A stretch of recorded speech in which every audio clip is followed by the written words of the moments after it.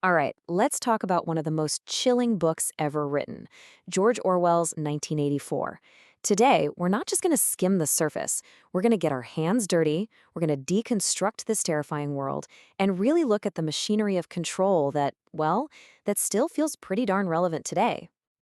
And let's just dive right in with this quote because it says so much. I mean, think about that for a second. It's not just about being watched by a camera. It's a paranoia so deep that even the way you stand, the muscles in your back, could give away a forbidden thought and get you erased. That's the world we're stepping into. So, to really get a handle on this nightmare, here's our game plan. We'll start by living a day in Oceania. Then, we'll look at the architecture of control, how it all works. After that, we'll dive into the war on reality itself, check out what rebellion even looks like. And finally, we'll face how the party wins its ultimate victory. All right, first up, a day in Oceania. So, what does it actually feel like? What do you see? What do you taste? Living day to day under the constant gaze of Big Brother. Well, first, just picture the scene. London, now called Airstrip 1, is just gray. Everything is decaying. You've got these old, crumbling houses held together with tape and cardboard, and towering over it all are these giant concrete pyramids of the government ministries. It's a world that's been deliberately left to rot. And the food? Oh, the food is just as depressing. Lunch is some kind of pinkish gray mush in a metal bowl. It doesn't taste like anything. The whole cafeteria smells of cheap, synthetic coffee and just grime. Nothing is meant to be enjoyed, you know? It's all just fuel. So is there any escape at all? Well, yeah, there's Victory Gin. It's this nasty, oily stuff that gives you a quick, harsh buzz. But here's the thing, it's not rebellion. It's totally state-approved. It's just one more tool in the toolbox to keep everyone numb and just manageable. Your entire day is scheduled. From the moment you wake up to the telescreen screaming at you to do exercises, to the mandatory 2 minutes hate, where everyone works themselves into a frenzy against the state's enemies. And just humming in the background is this constant threat of violence, bombs dropping randomly, and public hangings that are treated like a fun family outing. The kids actually beg to go see them. So how? How is this level of total control even possible? Let's peel back the curtain and look at the sinister machine the party built to get its claws into every single aspect of life. Okay, you have to understand this. The worst thing that can happen to you here isn't getting killed. It's being vaporized. It means you don't just die. You cease to have ever existed.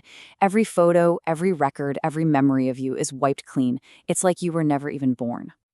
And the party's control gets even deeper. It goes right down to the words you use. They invented a whole new language called Newspeak, and its whole purpose isn't to help you express yourself. It's to stop you from being able to think certain thoughts in the first place. It's an intellectual cage. And this quote just lays it all out. The guy saying it, Syme, is so excited about it. He's practically giddy, explaining how by getting rid of words like freedom, they can make the very concept of freedom impossible to grasp.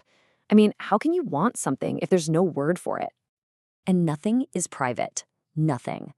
Sex is turned into a joyless duty to the party, and that frustrated energy gets channeled into worshiping Big Brother. And the family? The one place you should feel safe? It's turned into a network of spies. Your own kids are trained to listen at the door and report you for any sign of rebellion. This right here might be the most terrifying idea in the whole book. The party doesn't just lie. It wages an all-out war on the very concept of objective reality, making truth completely irrelevant. So, this is Winston's job at the Ministry of Truth. An order comes down the pipe. He has to, say, rewrite an old news article so it matches what the party is saying today. Then he takes the original, the actual evidence of what really happened, and sends it down a tube to be incinerated. Poof! The lie is now the only truth that exists. And that's the genius of it, isn't it? When every book, every film, every piece of paper all says the same thing, how do you trust your own memory? You start to wonder, wait, am I the one who's crazy? Maybe it really did happen that way. To survive, you have to master this psychological trick called doublethink. It's this incredible mental gymnastics where you hold two completely contradictory ideas in your head at the same time and believe both of them. You know the party changed who they're at war with, but you also believe, truly believe, that you have always been at war with the new enemy. It's the ultimate surrender of your own mind. So, in a world this suffocating, you have to wonder, is there any hope? Can anyone actually fight back? Well, let's take a look at what rebellion looks like through the eyes of Winston and his lover, Julia. And they have totally different ideas about it. Winston's rebellion is intellectual, it's philosophical. He's writing in a secret diary trying to hang on to truth for some future generation. Julia? She could not care less about that. Her rebellion is personal, it's about pleasure. She just wants to have sex, wear makeup, and drink real coffee. His is a rebellion of the mind, hers is a rebellion of the body. For Winston, everything boils down to this one simple, stubborn fact. 2 + 2 makes 4. That's his line in the sand. He believes that if he can just hold on to that one piece of undeniable, objective truth in a world built on lies, then the human spirit hasn't been completely crushed. But these little personal rebellions, they can't last forever. Now we get to the inevitable, horrifying final act. What happens when the party finally catches you? See, the party has a very specific goal when they catch a thought criminal. They aren't interested in just punishing you. They don't want to make you a martyr for others to look up to. Oh no, their goal is much more complete. As O'Brien, Winston's torturer, explains, the party learned from the mistakes of the past. They don't just kill their enemies. First, they break them. They take them apart, piece by piece, and rebuild their minds. They make you genuinely believe in your own guilt. They convert your soul before they destroy your body. And this final, brutal conversion happens in Room 101. Now, Room 101 is not a one-size-fits-all torture chamber. It's tailored just for you.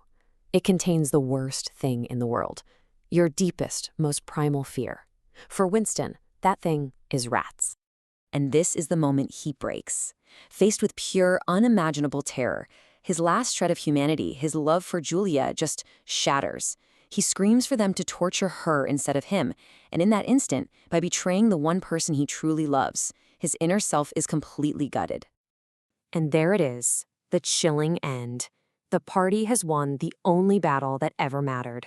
They didn't just kill Winston, they made him kill his own soul. He's been cured. He sits alone, tracing 2 + 2 = 5 in the dust on a table, and he feels a wave of pure, genuine love for Big Brother. And so the book leaves us with this awful, haunting question. If everything that makes you, your memories, your beliefs, your love, can be taken apart and reassembled by someone else, then what's really left? What part of you is actually your own? It's a question that makes 1984 feel less like a novel and more like a permanent, terrifying warning.